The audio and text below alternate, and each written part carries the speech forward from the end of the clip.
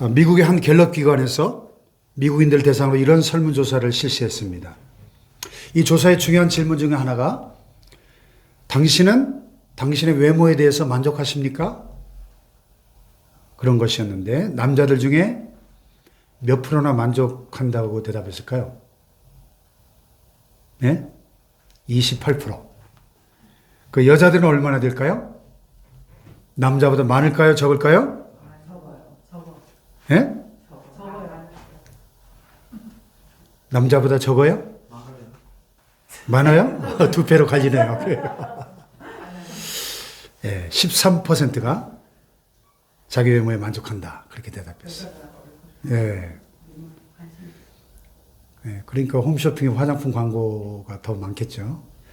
예. 그 다음에 이어서 질문이 뭐냐면, 바꿀 수 있다면 당신의 외모를 바꾸시겠습니까? 자, 어떻게 남자들이 몇 프로나 네라 그랬을 것 같아요? 예? 남자들이 94%. 여자들은요? 99%. 여러분, 이 조사 결과가 시사하는 바가 뭘까요? 오늘 이 땅에 살고 있는 대부분의 사람들이 자기 외모에 대해서 만족한다는 거예요. 불만스럽다는 거예요. 불만스럽다는 거죠. 이 외모뿐만 아니라 자기의 인생이나 자기 존재 자체에 대해서 만족하지 못한 채 살고 있다 하는 걸 시사하고 있습니다. 이 열등감이라고 하는 것은 가장 보편적인 인간 존재의 양식이다 이렇게 말할 수 있는데 열등감이 없는 사람은 하나도 없죠.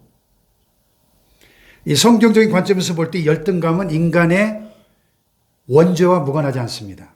열등감은 죄의 여러 가지 결과들 중에 하나죠.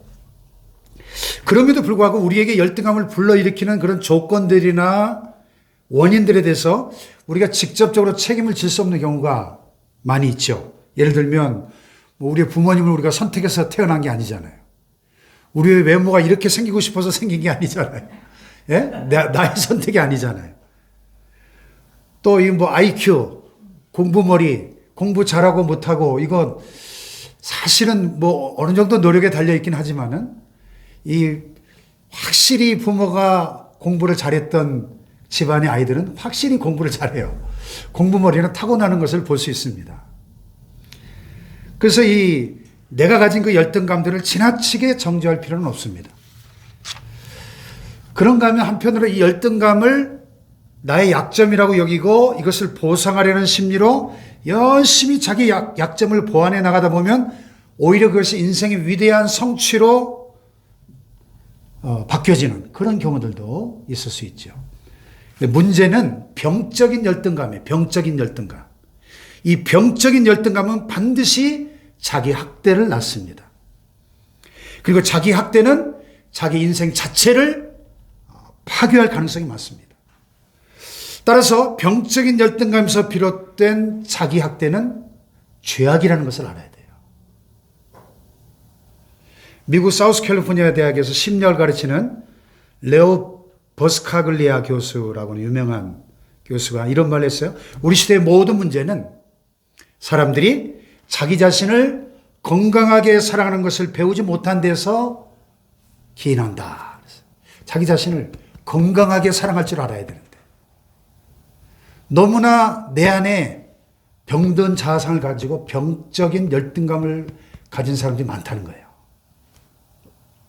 그래서 그가 자기가 가르치는 대학에서 아마 대학교 사상 처음으로 대학 커리큘럼 과정 가운데 Love First, 먼저 사랑을 이런 과목을 개설해 가지고 학생들에게 아주 선풍적인 인기를 불러모으기도 했습니다. 자, 오늘 우리가 읽은 이 본문 시편 119편을 보면 우리가 두 가지 질문을 던져볼 수가 있어요. 그리고 그 질문에 대한 대답을 찾을 수가 있습니다. 첫째 질문은 왜 자기 학대가 죄인가 하는 질문이고요. 두 번째 질문은 그렇다면 어떻게 우리는 우리 자신을 사랑할 수 있는가라는 질문입니다. 자, 첫 번째 질문을 한번 생각해 봅시다. 왜 자기 학대는 죄일까? 이 시편 119편의 저자인 다윗은 오늘 본문에서 두 가지 중요한 사실을 강조하고 있습니다. 하나는 하나님의 창조이고요. 또 하나는 하나님의 계획입니다.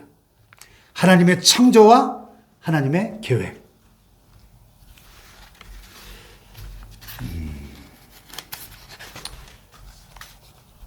자, 왜 자기 학대가 죄냐?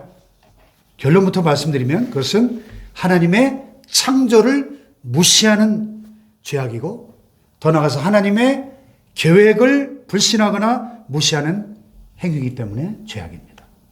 아멘. 먼저 이 자기 학대라는 것을 생각해 보면, 자기를 학대하는 것은 하나님의 창조를 무시하는 행위입니다.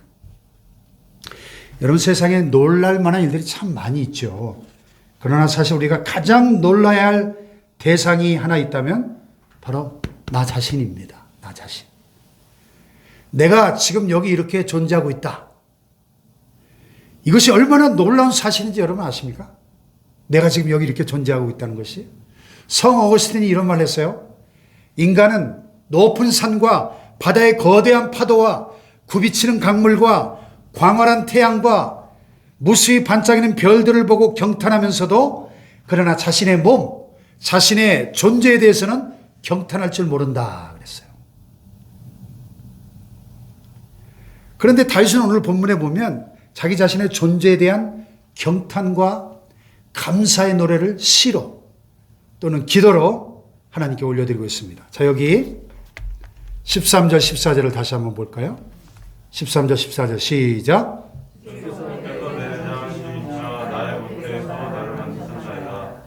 내가 주께 감사함은 지으심이 심히 기묘하심이라. 주께서 하시는 일이 기이함을 내 영혼이 잘 아나이다. 나를 지으심이 어때요? 심히 기묘하시대요. 한글 개역 번역에서는, 이전 번역에서는 신묘막측하심이라 이렇게 번역했었는데요. 영어성에 보면 이 부분이 두 개의 부사가 적용이 됐어요. fearfully, wonderfully made 이렇게 번역이 됐어요. 직역하면 아주 두려울 정도로 놀랍게 경이롭게 주께서 나를 만들어 주셨습니다. 그런 말이에요. 폴 브랜드라는 크리스천 의사가 필립 얀시라고 하는 기독교계 베스트셀러 작가와 함께 공저한 우리 시대 기독교계의 명저서 가운데 하나가 바로 이 fearfully, wonderfully made 이런 제목을 가진 이 시편 9절에서 따온 책인데, 생명의 말씀사에서 오묘한 육체 이런 제목으로 번역이 됐죠. 그 책에 보면 폴 브랜드라는 의사가 이런 말을 해요. 우리가 놀랄 것이 많지만은 우리의 탄생부터 놀라야 한다. 우리 인간의 탄생, 이것은 기적 중에 기적이요 신비 중에 신비가 아닐 수 없다. 생각해보라. 정자와 난자의 만남으로 생겨난 단 하나의 수정란 세포에서 10조 개에 이르는 세포가 생성되고 드디어 거기에서 한 생명이 탄생한다. 한 아기가 탄생한다. 이 신비를 어떻게 말할 수 있을까? 이 감격을 어떻게 말할 수 있을까? 만일 내가 할 수만 있다면 저 하늘의 광활한 공간에다가 감탄 부어로 그 하늘의 공간을 다 채운다고 해도 나라고 하는 인간의 탄생의 신비를 나는 다 말할 수 없을 것이다. 그랬어요.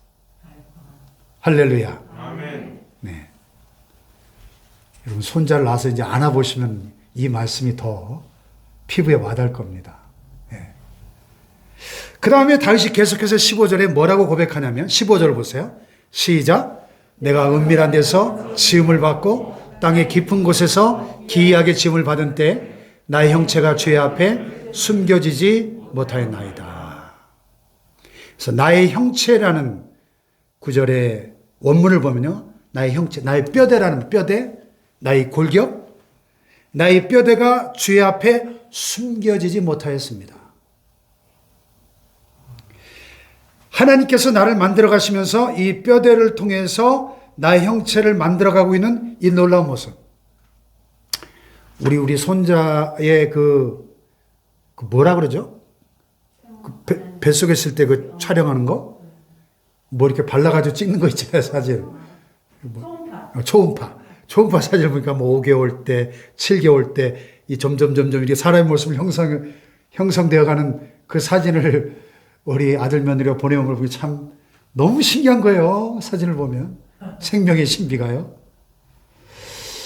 그래서 폴 브랜드의 책에 보면 이 뼈대라는 제목으로 한 챕터를 할애해가지고 뼈대의 신비를 이렇게 설명합니다. 이 뼈라는 것은 가장 최소한의 물질로 인해서 몸무게를 지탱할 수 있는 가장 경제적이고도 가장 가벼운 그러면서도 가장 견고한 구조물이라고 할 수 있다. 이것이 현대에 가장 발달된 건축의 설계의 원리로도 수천 년의 건축술의 발달도 인간의 몸을 구성하고 있는 이 뼈대의 구조적 신비를 다 설명해낼 수 없다. 그래서 이 책에 보면 사람이 일평생을 걸어 다니는데 그 거리가 평균 거리가 얼마나 되냐? 지구 2바퀴 반을 걸어 다닌다는 거예요. 평생. 이 지구의 2바퀴 반을 걸어가는 동안에도 우리 몸이 이렇게 멀쩡히 지탱될 수 있는 것은 이렇게 가볍고도 견고한 뼈의 역할이라는 거예요. 그래서 저는 아까 설교를 준비를 마치고 이렇게 저녁 먹으러 집으로 가면서 걸어가면서 그렇지. 내 뼈가 이렇게 내 몸을 평생 지탱해주고 내가 이렇게 자유롭게 걸어가고 있는데 여러분이 자유롭게 걸어 다니면서 이 뼈대가 우리에게 주는 이 자유로움의 신비를 느껴본 적 있습니까? 네? 그래서 이 마지막 부분에 저자가 이렇게 감탄하면 말해요. 오 뼈대여, 부담되지 않는, 짐이 되지 않으면서도 가장 확실한 자유를 제공하는 뼈여.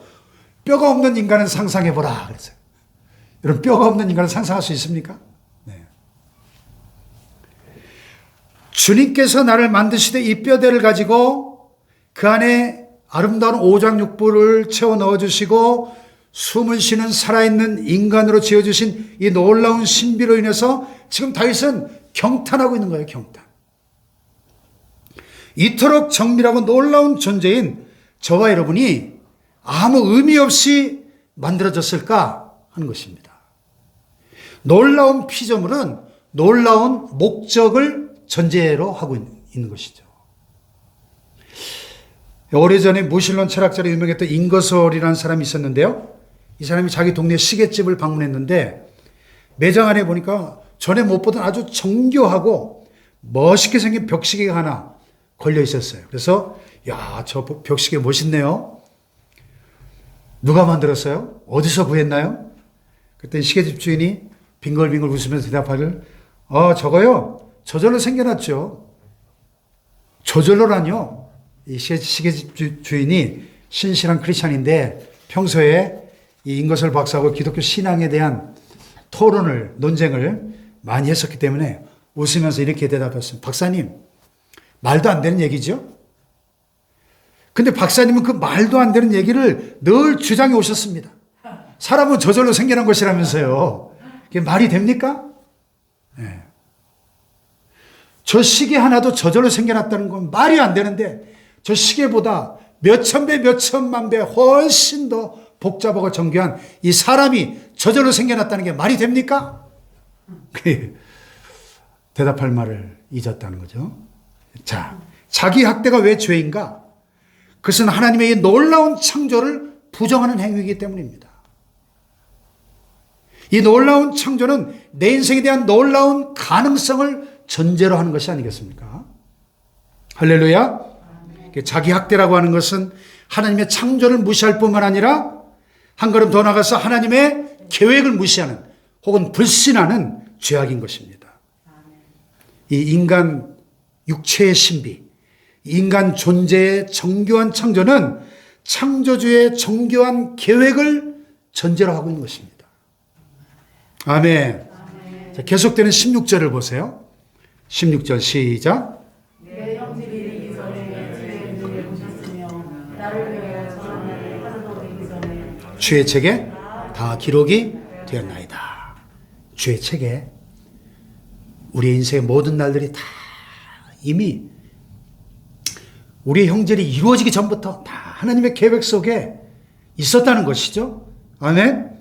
이 나를 위하여 정한 날이라는 표현이 어떤 날을 의미하나?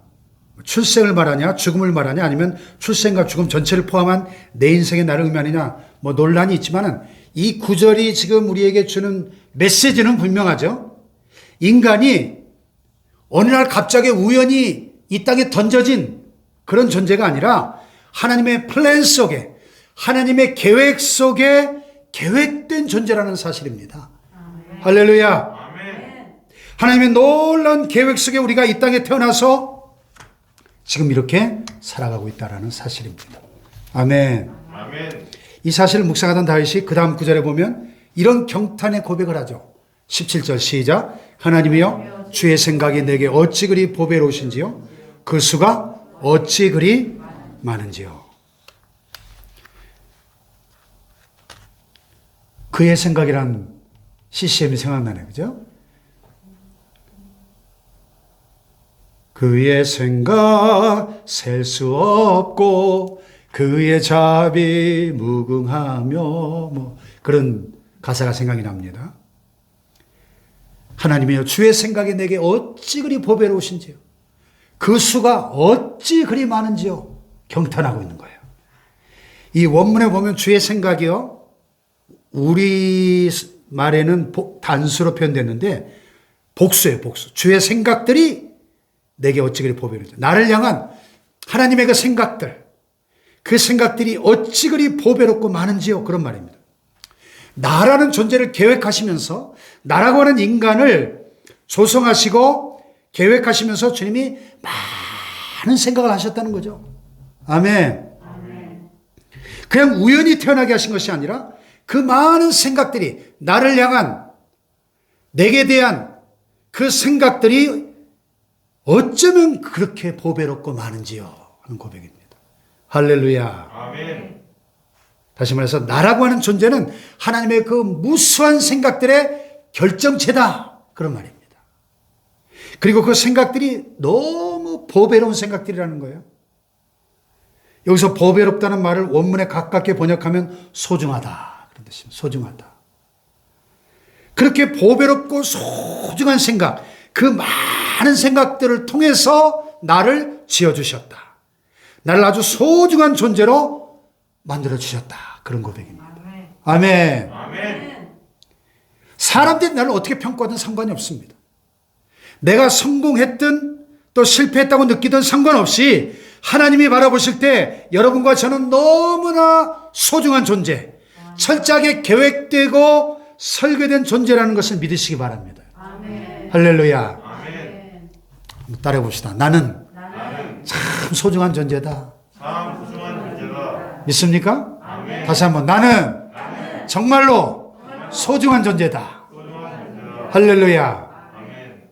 미국인들의 사랑을 많이 받는 민속음악가 가운데 어빙 벌린이라는 작곡가가 있어요. 미국인들이 애국가담으로 많이 부른다는 God Bless America.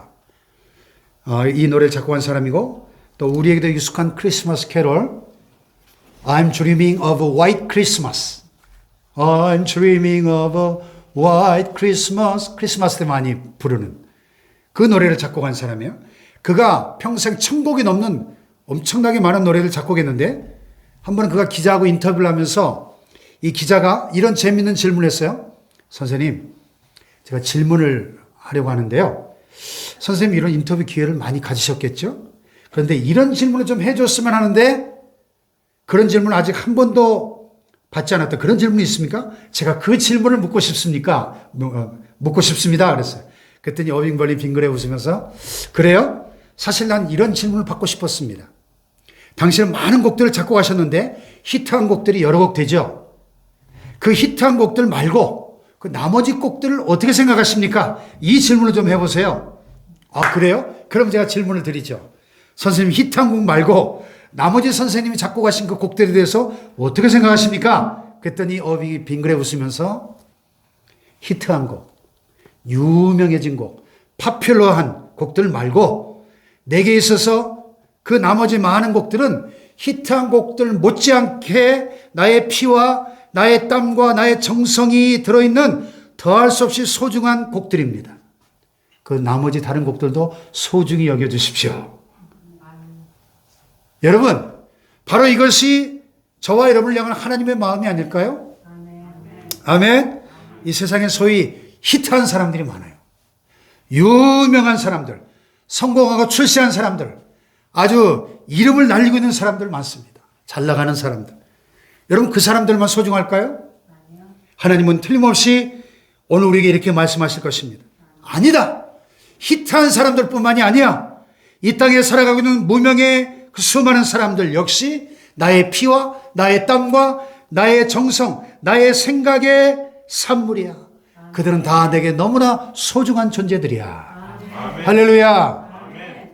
사랑하는 여러분, 우린 이렇게 소중한 계획 속에 태어난 소중한 존재들임을 믿으시기 바랍니다. 아멘. 할렐루야. 아멘. 그렇다면 나의 소중한 인생을 내가 쉽게 포기하거나 학대하는 것은 죄가 될 수밖에 없겠죠. 자살이 심각한 죄인 것은 바로 이런 성경적 관점에서 비롯된 것입니다. 자, 그렇다면 중요한 질문은 이거예요. 어떻게 하면 우리가 우리 자신을 사랑할 수 있을까? 다시 말해서 어떻게 나 자신을 소중하게 가꾸어 갈 수 있을까 하는 질문입니다. 물론 나만 자기 자신만 사랑하는 것은 죄죠. 자기중심적이고 이기적인 삶은 죄죠. 그러나 자기를 사랑한다는 것은 소중하고 꼭 필요한 거예요. 이 자기를 사랑한다고 말할 때는 하나님의 뜻대로 나를 소중하게 가꾸어 간다는 뜻입니다. 진정한 의미에서 자기 사랑, 성경적 자기 사랑을 의미하고 있습니다. 우리가 어떻게 하면 이 하나님께서 원하시는 뜻대로 나를 사랑하고 나를 소중하게 가꾸어 갈 수 있을까? 이 질문에 대해서도 우리는 두 가지 중요한 답을 오늘 본문에서 발견하게 됩니다. 첫째는 감사하는 삶을 사는 거예요. 감사하는 삶. 할렐루야. 어떻게 참으로 나 자신을 사랑할 수 있는가? 감사할 줄 아는 삶을 배워야 한다는 겁니다.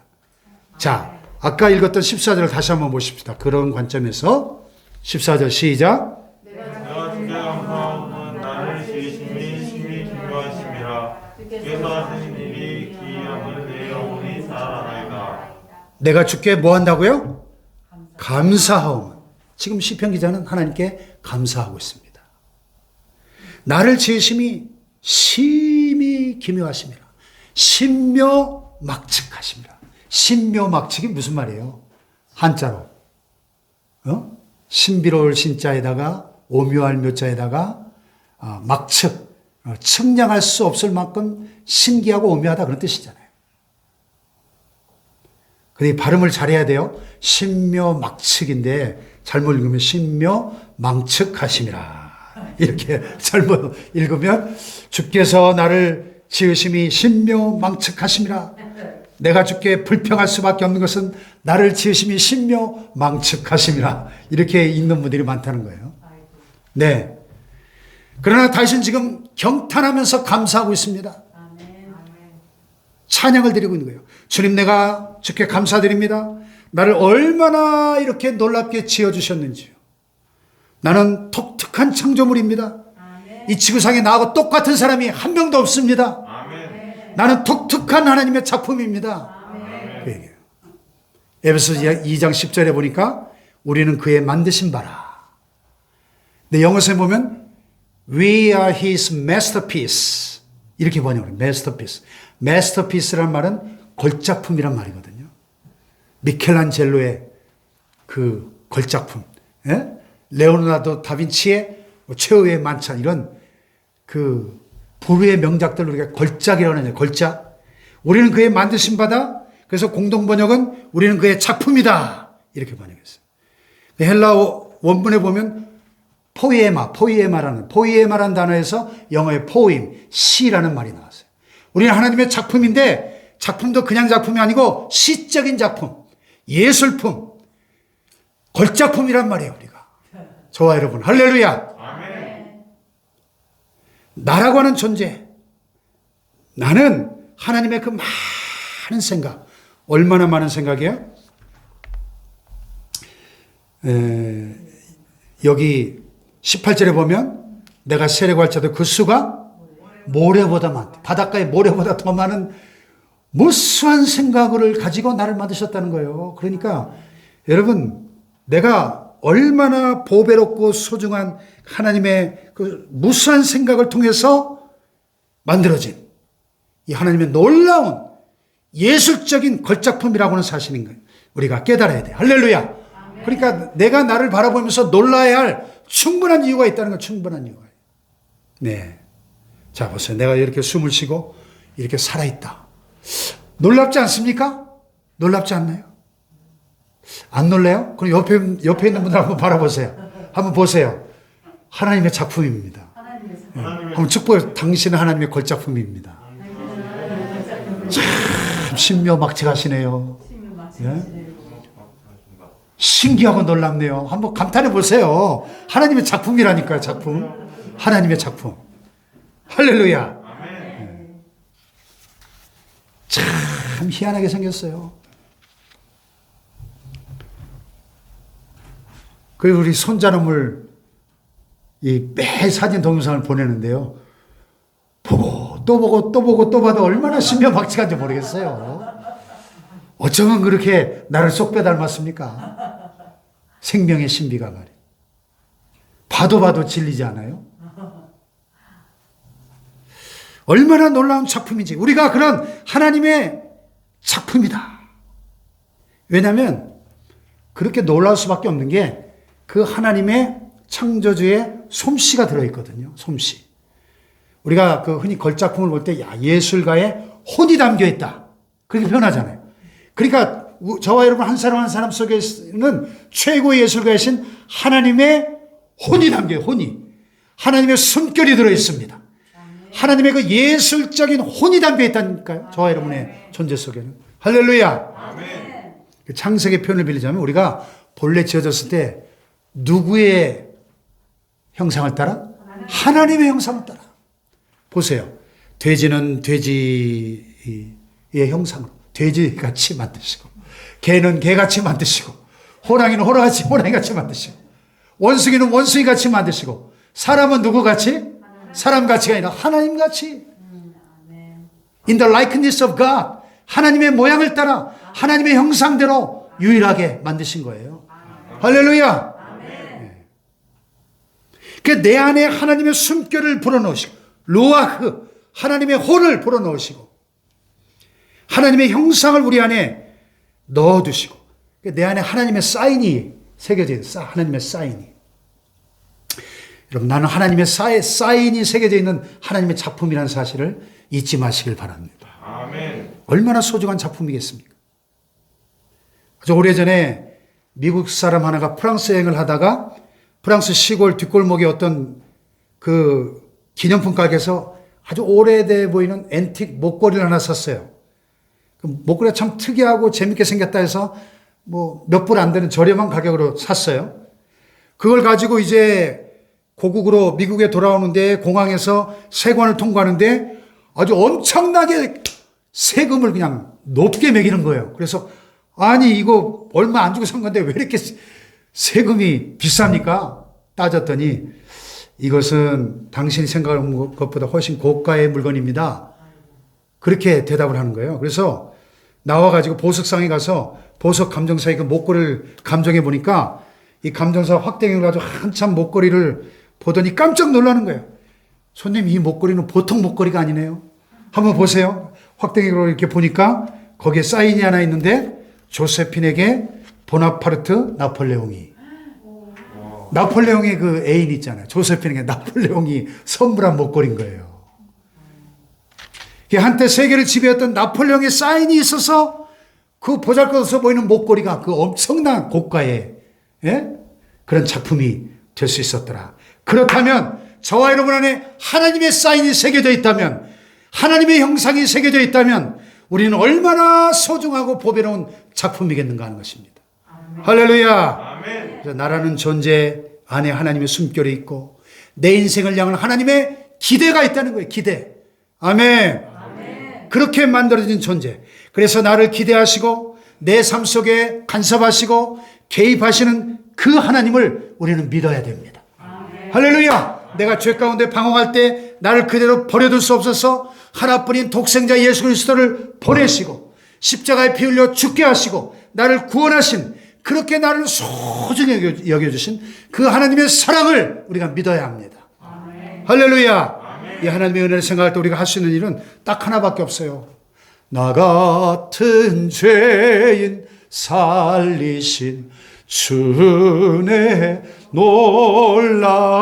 놀라워 하나님 감사합니다. 하나님 찬양합니다. 우리의 평생토록 하나님께 감사하며 찬양하는 일밖에 없는 것이죠. 아멘. 할렐루야. 아멘. 여러분, 나라고 하는 존재에 대해서 이런 경이로운 감사가 있을 때, 경이로운 찬양이 있을 때, 나라고 하는 사람의 인생이 얼마나 파지티브한 긍정적인 인생이 될 수 있을 거예요. 아멘. 할렐루야. 아멘. 감사하며 사시기 바라요. 아멘. 그 나를 향해 놀라워하시길 바랍니다. 아멘. 나는 하나님의 최고의 걸작품이라는 사실을 깨닫고 여러분 감사하는 삶을 사시기를 축복합니다. 아멘.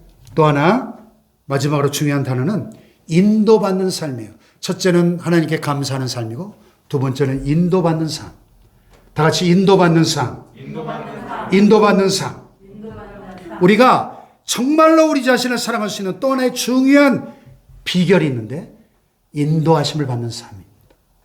자, 다시 한번 제가 질문해 볼게요. 창조주 하나님이 나를 그 놀라운 계획 속에 지으셨다. 믿습니까, 여러분? 그리고 그분은 나를 가장 소중히 여기시고 나를 사랑하신다. 믿습니까? 그렇다면 나를 창조하시고 나에 대한 기대를 가지시고 나를 사랑하시는 그분 앞에 내 인생을 맡기고 의탁하는 것, 그거보다 더 안전하고 최고의 인생이 있을 수 있겠는가 하는 것입니다. 할렐루야. 아멘. 하나님께 그분께 내 삶을 의탁하는 것, 그거보다 더 럭셔리하고 고급진 인생이 있을 수 있겠는가. 아멘. 그것보다 더 고퀄리티의 아름다운 품질의 인생이 있을 수 있겠는가 하는 거예요. 그분께 내 삶을 맡기는 그 삶보다 말이죠. 할렐루야. 아멘. 나를 창조하시고 나라고 하는 걸작품을 만들어서 완성하시길 원하시고 나에게 기대를 가지시고 내 인생 속에 다가오시는 그 하나님 앞에 내 인생을 의탁하는 이것보다 더 아름다운 인생이 어디 있겠는가 하는 것입니다. 할렐루야. 우리가 남은 인생 살면서 염려해야 될 것이 있다면 꼭 한 가지, 걱정해야 될 것 꼭 한 가지, 바로 이거예요. 내가 이 놀라우신 하나님 앞에 내 인생을 전적으로 맡기지 못하고 의탁하지 못하고 살아갈 때 그 하나님의 계획을 무시하고 하나님의 설계와 하나님의 계획에서 벗어난 인생을 살아가는 것, 그거 우리가 염려해야 돼. 그게 죄입니다. 죄의 본질은 관역에서 벗어나는 거야. 하말티야. 목표를 맞추지 못하고 관역에서 벗어나는 게 죄입니다. 하나님의 계획이 있거든요. 우리를 향한 하나님의 기대하심이 있거든요. 우리를 향한 하나님의 뜻이 있거든요. 그 계획대로 살아가는 것이 성공적인 인생입니다. 할렐루야. 그래서 다윗은 마지막 이 본문 결론적으로 이 위대한 시편에서 이런 기도를 드립니다. 하나님 앞에 23절 24절 시작. 하나님이여 나를 살피사 나의 마음을 아시며 나를 시험하사 내 뜻을 아옵소서. 내게 무슨 악한 행위가 있나 보시고 나를 영원한 길로 인도하소서. 아멘. 이 시편의 결론이고 아주 아름다운 결론이죠. 하나님, 나를 살펴주세요. 내 마음을 알아주세요. 나를 테스트해 주세요. 나를 시험해 보세요. 그래서 내가 마땅히 걸어가야 할 그 길로, 그 영원한 길로, 영원하신 하나님만을 바라보면서 하나님의 손에 붙들림을 받아서 내가 걸어가야 될 그 영원한 길로 걸어갈 수 있도록 나를 도와주십시오. 내 발걸음을 인도해 주십시오. 얼마나 필요한 기도입니까? 얼마나 적절한 기도인가요? 인생을 살다 보면 우리가 때때로 어둠 속에 헤매일 때도 있고 또 걸림돌에 걸려 넘어질 때도 있고 비틀거릴 수 있습니다. 그러나 나를 버려두지 아니하시고 다시 일어설 수 있도록 도와주시고 붙잡아 주시는 그 하나님. 할렐루야. 오래전에 중국의 한 여자 다이빙 선수가 올림픽에서 금메달을 땄어요. 이 여자 다이빙 종목은 거의 그 서양 선수들이 휩쓰는 종목인데 그 체구도 작고 이게 태생적으로 동양인들이 금메달을 따기 어려운 종목, 고난이도의 기술을 필요로 하는 다이빙 종목에서 금메달을 딴 중국 선수에게 비결을 물었어요, 기자들이. 그랬더니 우리 엄마 때문이에요. 우리 엄마의 격려 때문입니다. 이 선수가 원래는 다이빙 선수가 아니고 육상 선수였는데요. 어려서부터 달리기를 하다가 넘어지면 언제든지 엄마가 다가와서 일으켜주고 괜찮아. 나는 네가 꼭 1등을 하지 않더라도 나는 네가 달리는 그 모습을 보는 것 자체가 내게는 기쁨이야. 너의 존재 자체가 나의 기쁨이야. 너의 달리는 모습을 볼 때 나는 너무너무 기뻐. 그 엄마의 그 말이 오늘의 나를 만들었습니다. 그래서 언제나 이 경기를 하기 전에 딸 때서면 다 긴장하고 그 100%의 실력 발휘가 쉽지 않지 않습니까? 그러나 자신을 바라볼 때마다 미소를 짓고 그 존재 자체가 행동 하나하나가 엄마의 기쁨이 된다는 사실에 그 모든 긴장이 사라지고 최고의 기량을 발휘해서 올림픽 금메달을 딸 수 있었다는 겁니다. 오늘 저와 여러분이 하나님 바라보실 때 우리의 존재 자체가 우리의 행동 하나하나가 하나님의 기쁨이 된다는 사실을 믿으시기 바랍니다. 그래서 그 사랑을 발견하고 그리고 그 사랑 안에서 나의 존재를 최고로 사랑하고 내 인생을 사랑하시길 바랍니다. 그래서 내 인생의 미래에 대해서 새로운 용기와 비전을 가지고 오늘 하나님께서 이렇게 숨을 쉬며 살아갈 수 있는 은총과 삶의 기회를 주신 하나님께 감사하면서 소중한 나, 놀랍도록 경탄스럽게 소중하게 나를 지으신 그 하나님의 계획에 맞는 삶을 살아가시기를 주님의 이름으로 축복합니다. 할렐루야.